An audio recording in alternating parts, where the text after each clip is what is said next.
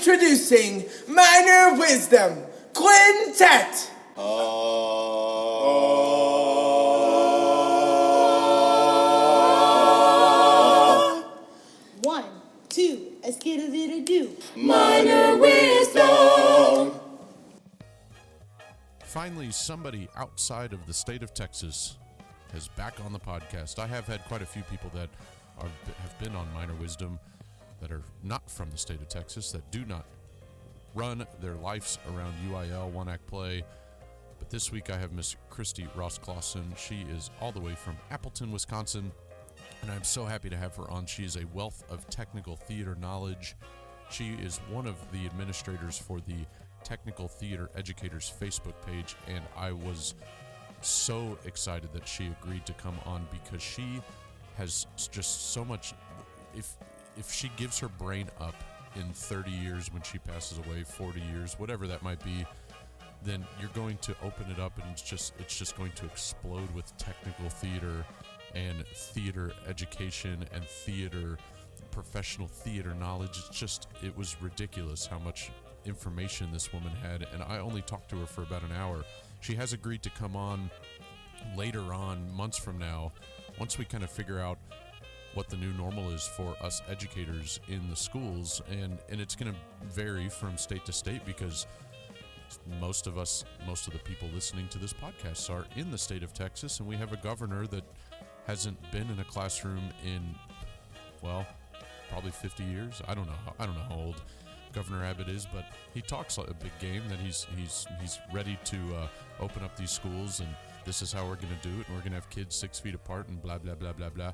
But it's just not going to happen. So once we figure out what the new normal is, then Kristi might come back on and sort of share her knowledge and share her insight into how to make this work, how to make technical theater education work with social distancing, how to make theater work with social distancing, which it can't. That's the answer, but at least we can try. And we are adaptive creatures, aren't we? So Kristi shares a ton of websites, and I'm going to put those websites in the notes of today's podcast so that you guys have those. You don't have to you don't have to pause it every time you listen or every time you hear a website. You don't have to sit there and pause it. I hope you guys are listening to these podcasts, and I know most of you are not listening to them like you normally would, or you aren't listening to them all the way through necessarily in one sitting. But I do hope that eventually you do listen to this entire thing because you're going to learn so much. And for those of you that are not technical theater background, I highly recommend this because it's going to give you lots of tips on what you should do, what you need to do, what websites there are. Animatedknots.com is a website that she mentions. I've known about that one, but you could go on there and just learn you could sit there right now and in your bedroom and on your couch in your living room, just learn how to tie knots. And that's a valuable tool. Modtrust.com, such a cool website. But anyway, there are just so many things that she talks about. I really highly recommend that you spend the time listening to this one and learning, getting your learn on. Speaking of getting your learn on, there is still the Thespian professional development. We've had some pretty good response to that, and Mandy and I have recorded now one special just sort of treat for you guys, which we're going to do a few more in the near future so that you guys are getting information from vendors and exhibitors and sponsors and different things like that. So you're getting tips and tricks, and you're getting information for the future, and it's something that we feel that you will find some value in it. And if you're not, then sorry, maybe you can give us some suggestions. I'm open to suggestions. I hope other people are too. We're kind of in that business where a suggestion helps us improve, right? Isn't that what theater is? So I hope everybody is doing well. I hope I'm finding everyone in good health. Happy Memorial Day to everyone as this comes out. It is Sunday of Memorial Day weekend, so happy Memorial Day. And I don't know if happy is the best thing to say for Memorial Day, but let's make it a happy one, and let's remember those soldiers that have given their ultimate sacrifice to this country. So enjoy your weekend.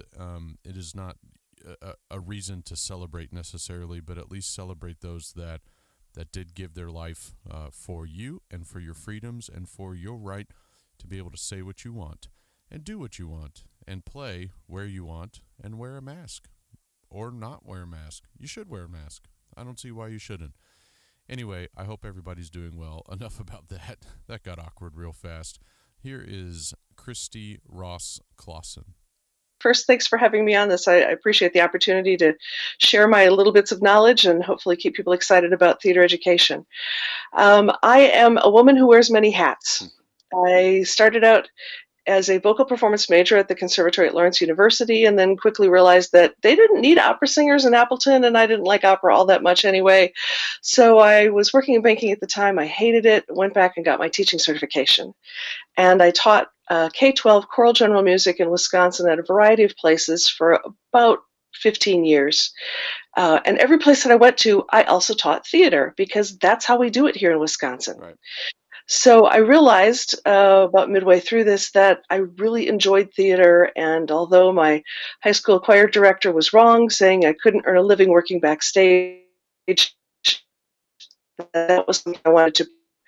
So I went back and started working on a master's degree in theater, which at the time was called drama and education. So I was going to get a master's and die, which kind of was, yeah.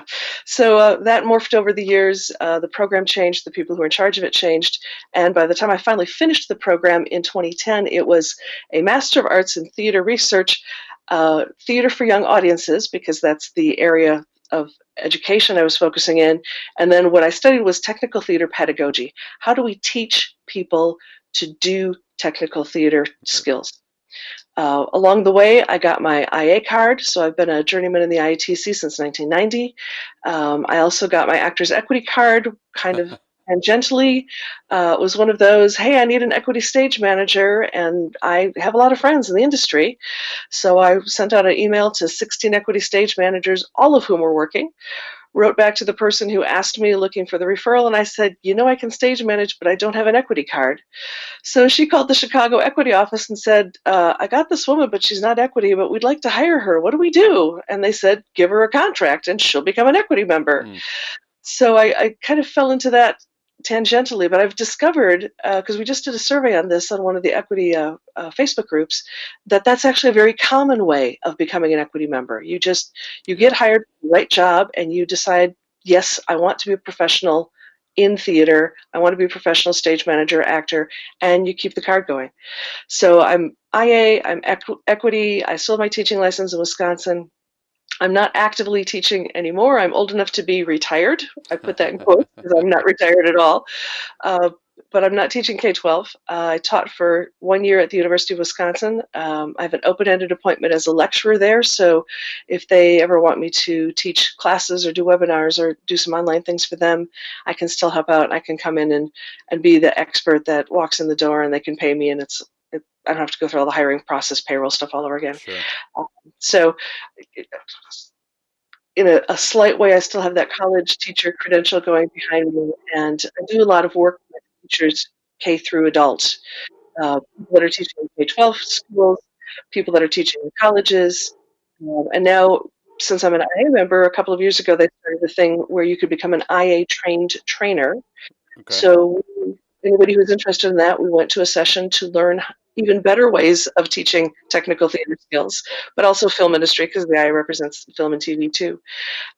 So I literally have taught everything from age 3 through 60, 70-year-old adults, and I love it. I love sharing the knowledge that I have. I love learning new things. I love being able to see all the different ways that we can do things right in theater. There's more than one right way to build a set. There's more than one right way to make a costume for a specific actor. And the fact that there's more than one right way to do things is not the way that we teach kids when they're growing up. We teach them, here's your math problem, and there's a right answer and a right way to get that answer. Here you go. But real life is not that way. So as theater teachers, we give students skills that are completely applicable to what they do as adults. Communication skills, technical skills, all of that combined. So that's me in a nutshell. I right now, I work for an AV company here in Appleton, Wisconsin. I am their quality and customer advocate. So I go out and make sure that everything is installed correctly. I do some designing, which I love, because we do everything from big PACs to corporate conference rooms, executive offices. So I'm involved with some of that. Lots of teaching things. I'm in the midst of writing a book. I just finished writing a chapter for somebody else's book. Helped out with the Event Safety Alliance reopening guide that's just come out, and that's free for anybody who wants to download it. And I'm doing a bunch of webcasts relating to that right now because we all want theater to happen again, but we don't want anybody to get hurt. Right. That's right. I was just on the USITT member seminar, I guess you could say, or chat yesterday, and they were discussing the opening, that PDF that you can get online to let you know how to do it the right way, or at least the recommended way, shall we say. It remains to be seen if it's the right way, I guess. And it goes back to the fact there's no one right way to do it. So that book is a document of best practices, things that we are reasonably confident are going to work okay.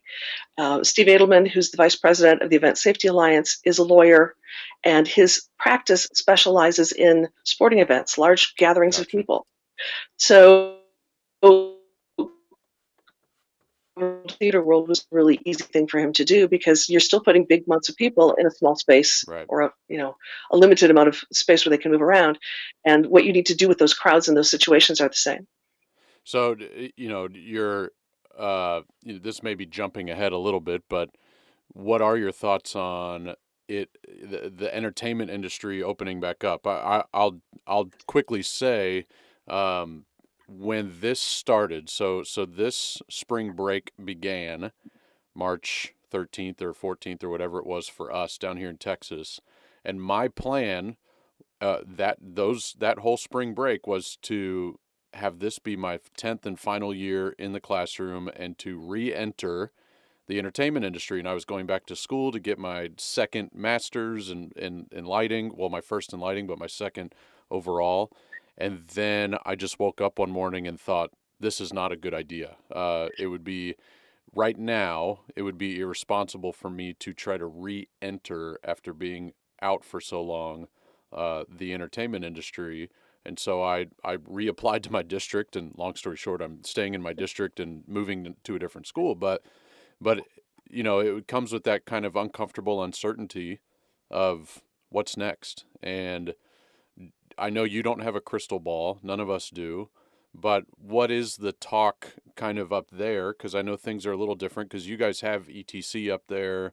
Wisconsin is, I guess, for some weird reason, kind of a hub for technical theater, I guess, in a way. So what is kind of the feeling up there? Well, I can tell you the reason, because it was a guy named Gilbert Hemsley, who was a lighting designer in New York City, but he taught at the University of Wisconsin-Madison. So back in the 70s and 80s, when he was actively teaching, he had hundreds of students coming to learn with him. Gotcha. And his way of teaching was, hey, let's go to New York and you're going to work on my show for a week, and then we'll come back and talk about what you did. So that's where ETC grew out of, was a party at Gil Hemsley's house. Wow. And I know a bunch of people working in the industry who studied with him. Okay. So as far as getting things reopened, this is what I'm telling folks. We're dealing with a virus. Yep. Viruses are predictable in some ways and unpredictable in other ways. The bigger problem is we have people who don't understand that there are things that we can reasonably and intelligently do that will help to protect us from the virus. And they're stomping their feet about, it's my freedom, it's my civil liberty. Right. Sure, but those liberties also come with responsibilities as being part of civilization. So what we know is if you have an N95 mask, that's reasonably safe. That's about as safe as we can get. Right. But even just putting a double layer of tea towel wrapped around your face with a bandana is better than walking down the street with nothing on your face. So the document that the Event Safety Alliance put together says there are some reasonable precautions that we can take. We can make sure that we are keeping people separate as much as possible. We can sanitize surfaces. We can eliminate food and drink beverage service and make that even easier. We can go to contactless ticketing, right. Contactless forms of payment. We've got the ability to wave our phones and have a scan, and the Apple Wallet will take care of it for us. So if your venue is able to do all of those things in a safe way, you're going to be able to open up before somebody at say, one of my local high schools up here, where they're using physical tickets that they printed on the printer at somebody's house, and you're picking them up at the drugstore downtown because that's the place that everybody goes. So they're the vendor that's helping to sell the tickets, and doing general admission because you don't have assigned seating, or maybe you're doing it in the school cafeteria because that's what you've got. It's going to be a decision that will be made by each venue. Right. I'm a little scared because on the professional side, Broadway's going to be shut down for quite a while. Broadway houses are tightly packed. There's no way to do physical distancing in New York City anyway, just because of the number of people that you've got. And I've been very relieved and proud to see my New York friends staying home, having things delivered to their apartment instead of going out and spreading whatever they might have, or taking things from one place to another. So it's going to be a decision that each venue is going to need to make, and each person operating the venue is going to need to talk to your local authority having jurisdiction, your local health providers, and ask for guidance. I can come and look at a place and go, this is what I would suggest, but there are, in Wisconsin alone, we have 425 school districts in round numbers. I can't get to all 425 school districts, but I can do a webinar with the school safety officers and say, this is what the Event Safety Alliance is recommending. Talk with your local healthcare folks and see what they recommend for your space. Right. That's good. No, that was awesome. That was really well said. I don't think I heard any ums or uhs. That was it's as though you've done this before. I've done this before, and my grandmother, when I was growing up, and we lived next door to my grandparents when I was very, very young. And of course, children learn how to speak well when they're between about 1 year and about 3 years of age. So she was old enough that Norwegian was spoken in the home. And in order for her to lose her Norwegian accent, she had elocution classes. It taught her how to speak properly. And if I would go, Kristi, don't say that. Think about what you want to say and then say it. So I've gotten better. Well, it's good. Well, so because Gil or Gilbert Hemsley, who is no longer with us, he died of cancer very young, but there is a website that I recommend. Like, I've told some of my kids about this, some of my students in the past, and there's my dog in the background, but there's a website that kind of devotes their time to internships.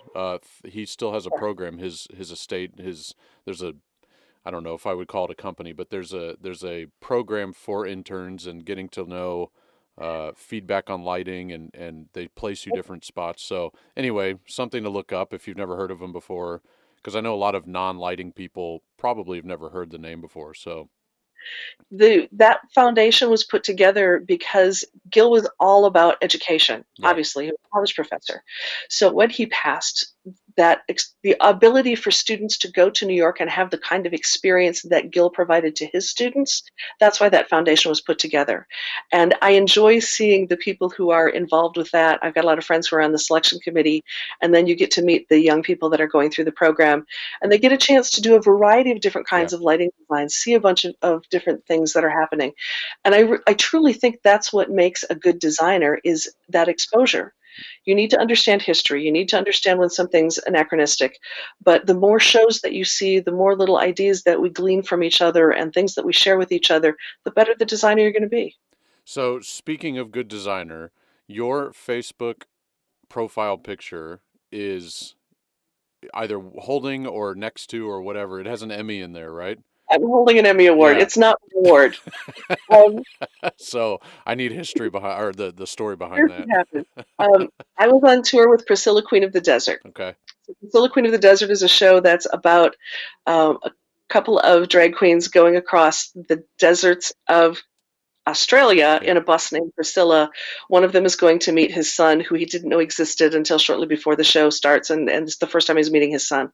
So it's very much a family-oriented show, even though folks down south, Dallas, Texas, we had people who stand up walking out, this is a travesty. It's one of my wife's favorites. It really is one of my wife's favorites. So if you stay to the end, you see that it's not. This is about keeping family together, and that's really an important thing.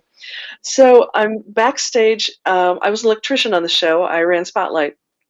And my workbox backstage literally had a red carpet that led to it. And one of our local wardrobe people on the show won an Emmy Award for some show that he had done as a wardrobe person and brought it in. And he's like, yeah, look at me. I'm an Emmy winner. And he's got the trophy and passing it around. He's like, yeah, and here I am working as a dresser on a touring Broadway show. That's funny. Which is true. People think, you won the Tony Award. You'll never have to look for work again. That's not how it goes. Yeah. You win your Tony Award, your show closes, you're back at the equity offices looking for your next audition. Yep. So I like that picture because I am genuinely happy in it and having a great time. And it's me doing what I love. Right. I love the theater out there. I love the people that I was with. So no, it's not my Emmy Award, but it's me being very happy keeping the arts going. So you mentioned that you are writing a book. Is that correct? I know you said Yes. you also wrote a chapter in is this something that can be public knowledge of when or what it's called or how we would be able to get something like this? This Yes. is not wrapping up the conversation. However, it sounds like I am. Yeah, they generally don't go, hey, buy my book, because I No. don't like people are spam. But when I was out on tour several years ago, I had a really bad experience. And right now I can't even remember what city it was. I kind of remember what time of year it was. But I had a really horrible experience loading into some city. And I got back to the hotel that night and was laying in bed and was talking with a friend of mine. I'm like, all of this stuff that my IATC local teaches as part of our apprenticeship program, we've got it written down kind of, sort of, but there are other things like I was in Florida at a venue, and my front of house guy that was helping me there showed me how to use a figure eight, which is a climbing thing that I'd never seen before. But he sat in the chair and used the figure eight in order to help bring the moving lights up to the rail. I'm like, this is beautiful. This is a great idea. So after having this horrible day and complaining that there was no good place for people to generally go and get this information, I wrote to the folks at Focal Press, because most of the good textbooks that I had in grad school came from Focal Press, and said, y'all need to have a book like this. And after a phone call, she said, y'all need to write a book like this. So I put together my first book proposal. They sent it out to several people and got some feedback on the content, because it was an outline as part of the proposal. So I got some feedback from there, and I've gotten feedback from a variety of people, because I am blessed with a network of highly intelligent, highly skilled theater professionals, so that if I don't know about a certain prop, I can pick up the phone and call my friend Jay out in New York City. Or if I want to talk with somebody else about running a spotlight, I talk with June or Mikey. Or if I want to talk to a rigger, I call up Bill or Eric or Ethan. There are people that are experts in each of those areas that I can talk to. So I'm writing a book. It will be called The Stagehands Toolkit. So it's this is what Donnie was mentioning as well. So same book. Yeah. Okay. Yep, same book. And it's been a slow, painful process, because I don't get paid for writing the book. Right. I get paid when the book sells. And I've got a household to take care of and jobs to do. And so I'm now in year 6 of writing it. Right. But it looks like it'll be wrapping up pretty soon. That's been one of the benefits about being quarantined, is I've had more time to work on it. And I'm guessing it will be coming out in 2021. Okay. That's my hope anyway. So that's that one. And then the other is a chapter in a book about stage managing.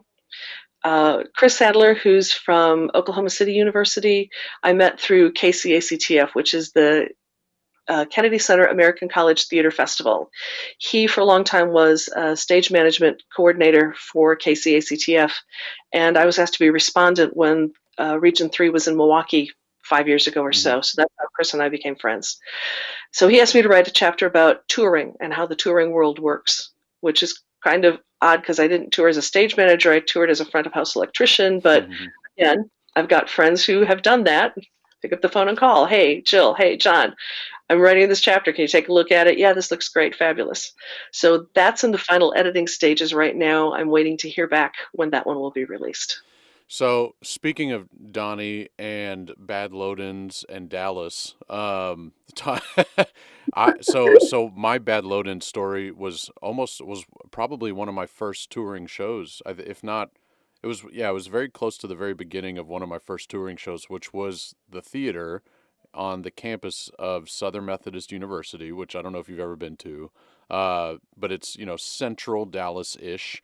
and Okay. they have a lift. And now, one of the big things about Texas that most people know is that we don't have basements here. We don't have a need for a lift. We don't, we flood.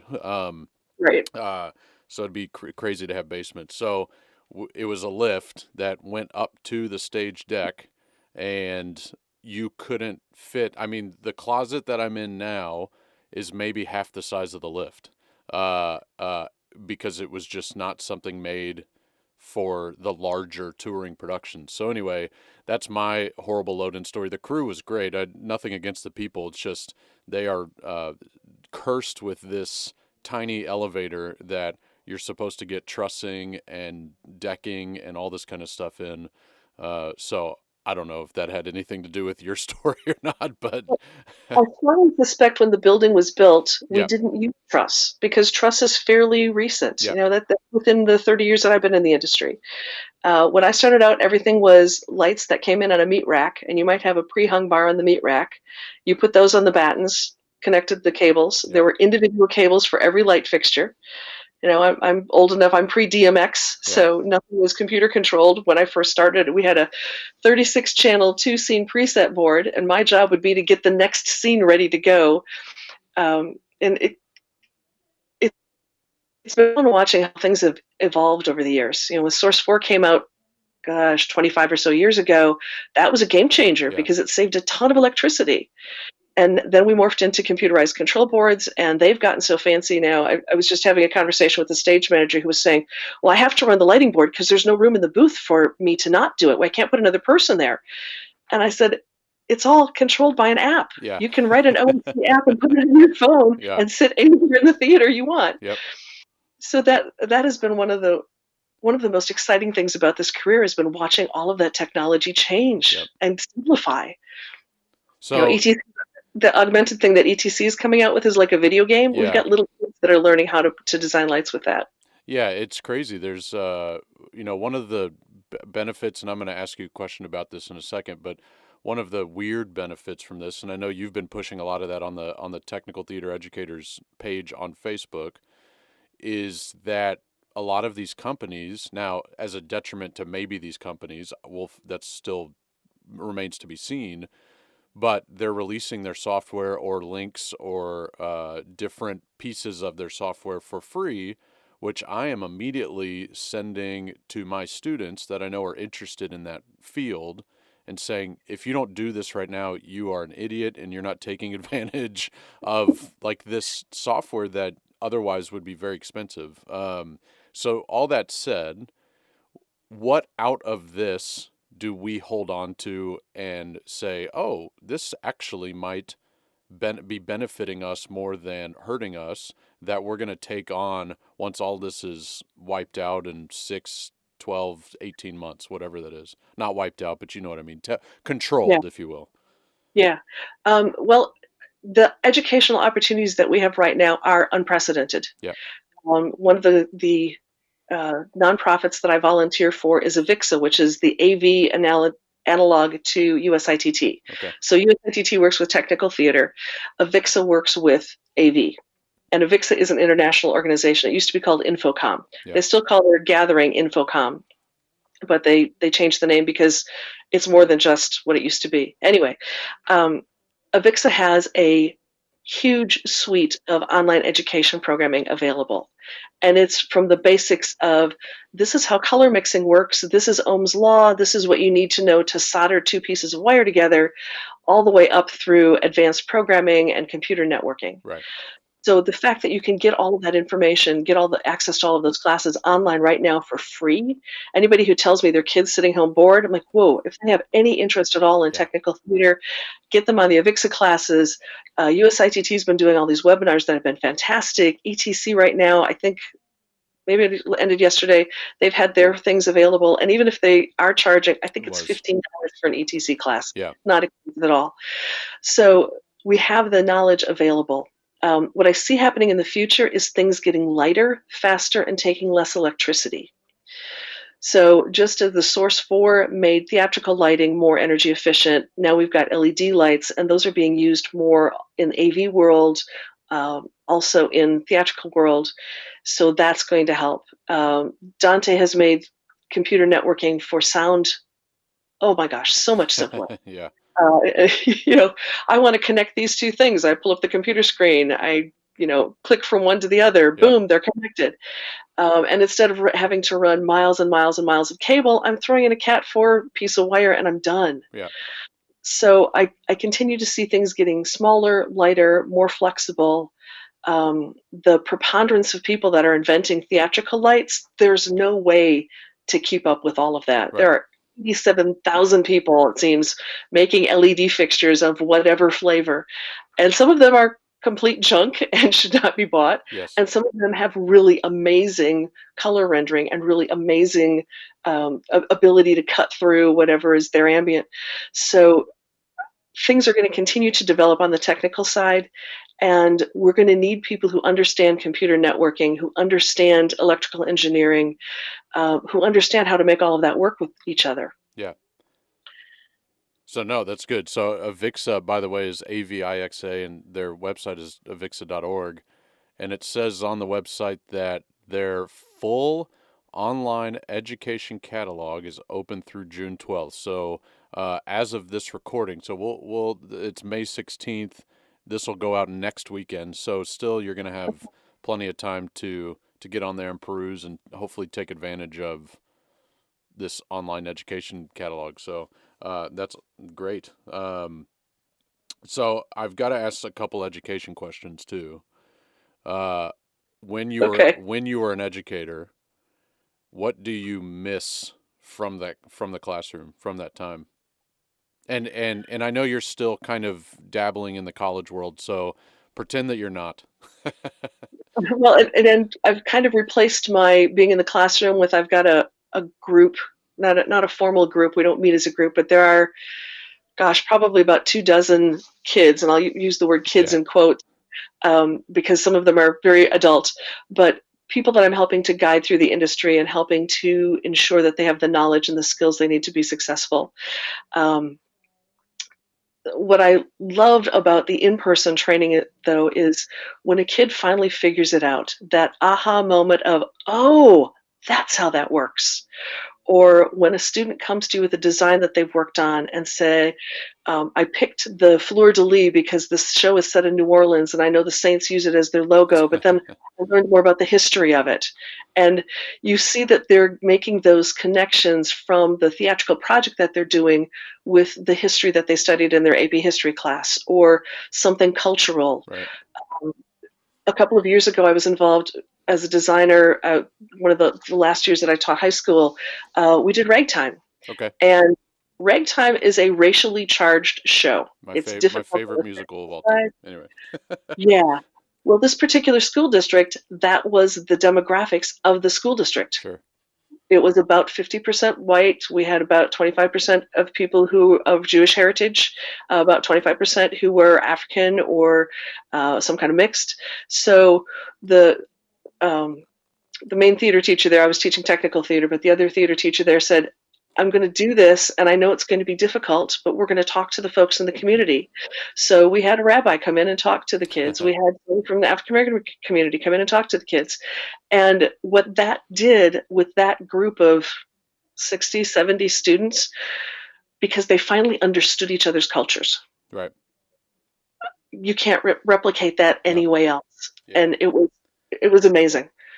Yeah, Ragtime, like I said, kind of interrupting you a little bit, but it's my favorite musical. Every time I listen to it, it gives me goosebumps, and it's just phenomenal. The story's phenomenal, the music's phenomenal. Also, it doesn't involve a whole lot of choreography, which is why I love it. But I know there's some of the ragtime dancing, but for the most part, it's movement, not choreography. Not big time dancing. So that's why I know I could direct it. Because I am not, dancing is not my forte, shall we say. So from the classroom, though, one thing that we have down here is a massive one-act play contest. And it almost defines an educator down here, a theater educator. When you interview at a new school, they say, well, what's your history with one-act play? And I went to a school here, a performing arts school, similar to like Fame, that did not compete. That we never did it. So I was not raised in the world of one act play, but obviously as an educator, I have been thrusted into this world, and I'm not competitive. I don't care. I just want the art to be what the art is, right? So Right. so I'm a very unique director down here in that I understand the importance of one act play, but I do not find it necessary to be a theater educator, or do not find it to be a defining point of how I educate a student. What is it like up there? Because I know Wisconsin has one, but I mean, is it something Yeah. that defines you of who you are? Is it a big percentage of your interview, that kind of stuff?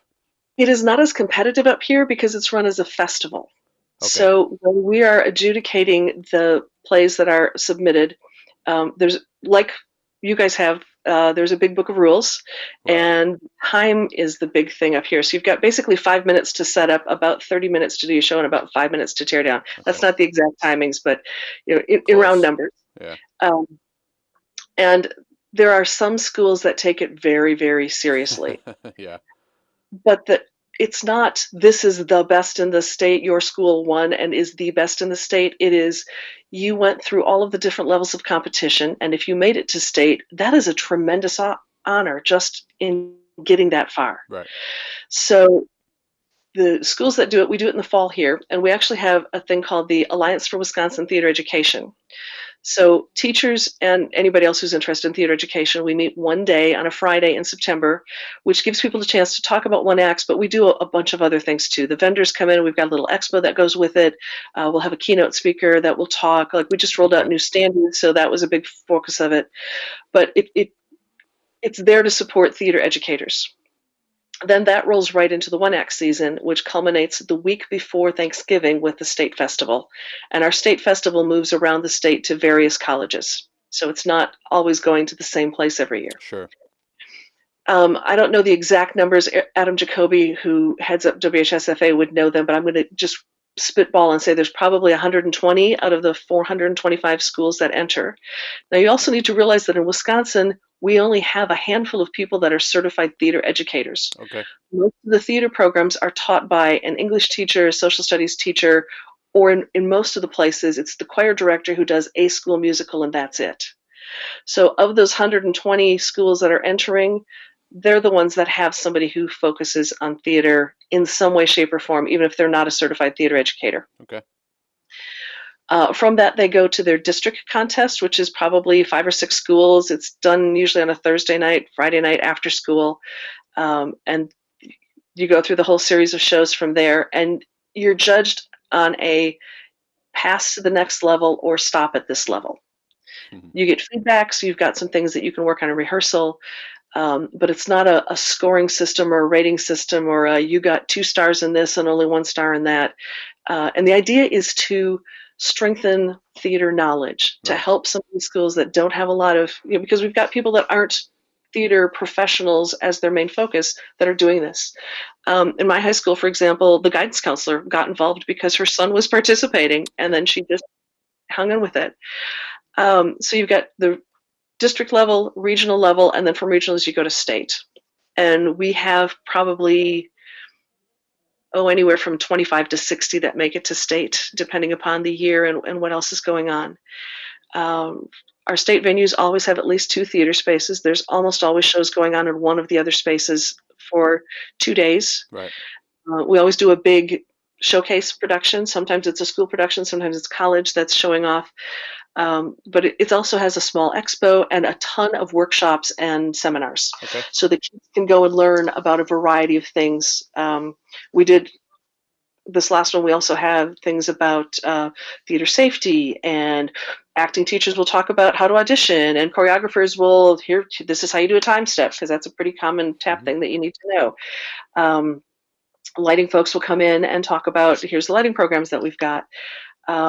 It's an assortment of things, and a lot of college teachers will go and give sessions also, in part because they're recruiting for their colleges, but also because that's part of the community service, that's part of the Wisconsin idea. So the University of Wisconsin has this thing called the Wisconsin idea, which is the borders of the college are the borders of the state. all of the state is involved in learning and education. Right. And people who are working towards tenure in colleges get credit towards their tenure requirements by going and doing these kinds of service activities. So we've got that one day in September, but then we've also got the State Theater Festival, which are the two entities where pretty much everybody gets together to talk about theater education. And if you're a teacher whose play did not get to the state level on the competitive basis, you can still take your kids and go. You can still go and see all of the other shows. You can still participate in all of the different seminars and workshops. So it truly is a festival of theater education that's put on by the State High School Forensics Association. That is awesome. It sounds very similar to down here. You have thespians up there as well through EDTA and such. But down here, our big one-act play festival culminates usually in April, sometimes early May, but and it all goes to Austin or thereabouts, so the capital of the state. But our thespian festival is in November, and so it's two separate things. So our thespian festival has those workshops, has shows, some 2-act musicals. It depends on what gets chosen. But so it's practically the same thing, but we've separated it. It's that whole mantra of everything's, well, not a mantra, but you know what I mean, of everything's bigger in Texas, and we embrace that. So a couple more questions, and then I'm going to let you go. I could probably talk to you forever because I think we have very similar interests as far as technical theater, and you seem still passionate about education, which is amazing. So I have a few more questions. I'm going to save a good one for the end that is topical, is it's in the news right now, but I'm going to wait for that one. So I want to talk about you mentioned earlier that you still learn from, or not that you still learn, but that there is no right or one way to do it. Excuse me. Let me back up on this question. There's no one way to do something, correct? So there are many right ways to do something. Yes. Have you ever walked, and I believe that too, have you ever walked into a situation sort of as maybe a consultant, or maybe you were just walking in just by chance, and you noticed something that they had done the right way, but very new, and you had never seen that before, and you just were like, wow, I'm going to take that in, and all the time. Yeah. All the time. There's this company called Creative Connors. So you were talking about Wisconsin kind of being a big headquarters for theater manufacturing. Yeah. Mod Truss is down in Fond du Lac, and Patrick Santini, who runs Mod Truss, is a dear friend of mine. So Mod Truss is truss built in a variety of sizes. It's kind of like life-size Tinker Toys. So they've got 1.6 inch, 3 inch. You can put it together any way you want, and the stuff is strong, crazy strong. And when it wears out, it's recyclable. Okay. So Creative Connors is an automation firm. They have built a lift with a Mod Truss base. So you've got one theater company, Creative Connors, taking another theater company's stuff, Mod Truss's stuff, using that in their product. And the cool thing about this lift is you can go, I think it's 18 feet tall. Okay. And depending upon the height that you want, you just add another piece of Mod Truss on it, reconfigure the lift, and away you go. So that's one of the more recent things that I've seen that I went, that's brilliant, absolutely brilliant. I was talking about the ragtime production, and we brought in Foy to do the flying on that because we had Harry Houdini enter upside down flying from the ceiling. Yeah. And so when Michelle, who's the flying director, came in, she actually ran a mini class with the kids on here are the laws of physics that go with the flying rig that we've got. Well, when I was on tour with Priscilla, we had a Foy rig that had 3 girls on it. So I learned how the triple flying rig works, but then I learned how ZFX does theirs, which is a little bit different, but a lot the same. So all of the different things that are being developed, in the AV world, we've got really cool LED display products that are coming out all the time, unified communication products that are coming out. ClearComm now has a version that is web-based. Yeah. So I can get the app and sit at home on the phone, and I can listen to a friend calling a show in Timbuktu if I want to. So yeah, there's all these cool things that keep being developed, and I'm a geek at heart. I love it all. Yeah, the ClearComm thing, I'm going to mention those 2 companies that you just mentioned as well, but the ClearComm thing, I think I could be completely wrong about this. I'm just pulling this out of my what, but might be a response to the Zello app that was so popular for a while. And that some theaters, I know we, in a theater that I work for down here, we started using the Zello app if we didn't have, because it was a traveling group. If we didn't have any sort of communication, we would just plug in our headphones and be on Zello. Yeah. So you mentioned Mod Trust, which I had heard of Mod Trust before. I'd never heard of Creative Connors, and I'm on their websites right now, modtrust.com, which their stuff is just so unique. But it's fun. Like if you were I was the kid that I would ask my parents to get me a remote control car. I'd play with it, and then within the same day, it would be in pieces, just so I could see what it looked like. So Mod Trust is right up that alley, right up there. One of the things that Mod Trust has that is fabulous for theater educators is they've got a SketchUp archive. Archive's probably not the right word. Warehouse, I think. A database of, yeah. Yes. Yeah. So it's a bunch of different Mod Trust designs that are already available in SketchUp.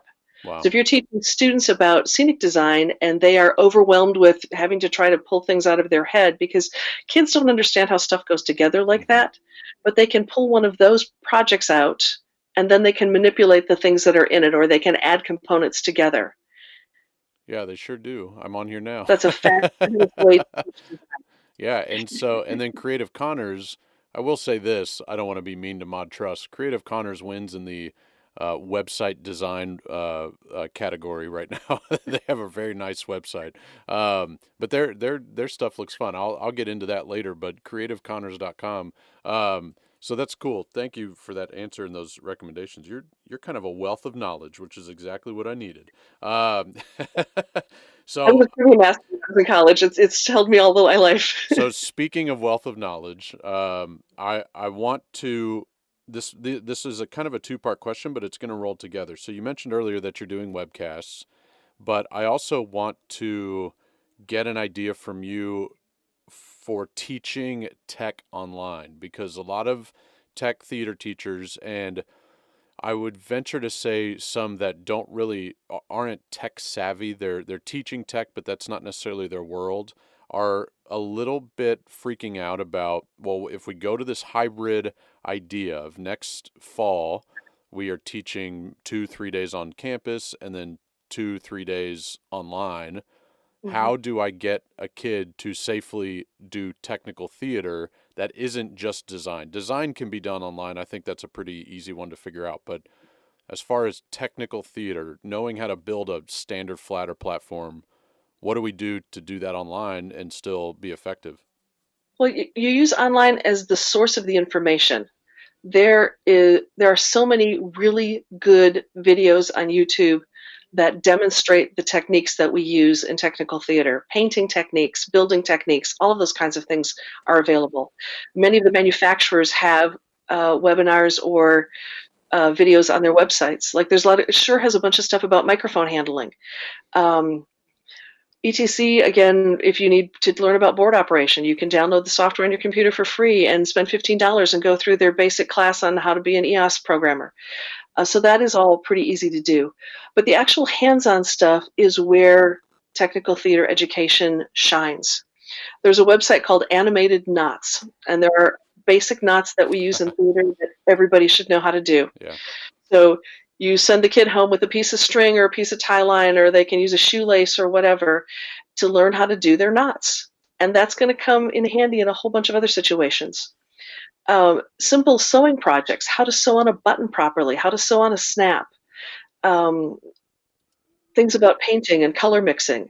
I was talking with one theater teacher who sent a disposable brush, one of those super cheap 99-cent paint brushes that's 1/2 inch wide, and little like Go cups from the restaurant with paint in each of the Go cups. So the kids were given primary colors, black and white.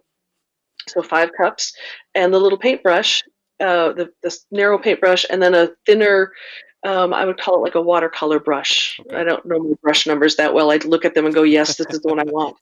But that's what they were given as their home painting kit. And then painted a variety of different things just using that. Right. So there are things that you can do that are small, that are easily portable, that are not super expensive, that you can give to your students to take home and work on when you don't have them in class. Or you can send it or drop it off at their house if you can't do any contact with them at all. Right.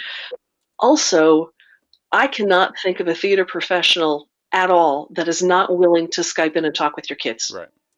This is a fabulous time to say, hey, I want to have a professional stage manager who's toured with a Broadway show talk to my students about what it is to be on the road. Or I want to have somebody who's a carpenter talk about the sets they build, or a designer talk about how they go through the design process.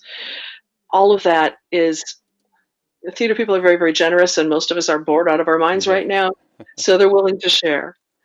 That's funny you say that. So one of the things that we do in our district down here is 6 years ago we started a sort of Tony Awards type award ceremony, and this comes from a guy that earlier said I'm not competitive, but I created this award ceremony we have 11 high schools in our district, and to create a smaller community, we created this award show, and this year we obviously went online with it.